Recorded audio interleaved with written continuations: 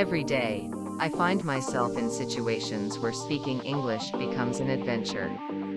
Whether it's ordering coffee or asking for directions, each interaction is a chance to learn.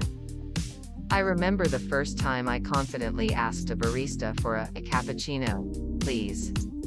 The thrill of getting it right was exhilarating. On my commute, I listen to podcasts that challenge my vocabulary and pronunciation. It's amazing how much I pick up just by immersing myself in the language. I often practice speaking out loud, even when I'm alone. It feels a bit silly, but it helps me think on my feet. And let's not forget the power of making mistakes. Each blunder is a stepping stone to improvement. I once mixed up beach and a bitch in a conversation, and while it was embarrassing, it taught me to pay closer attention.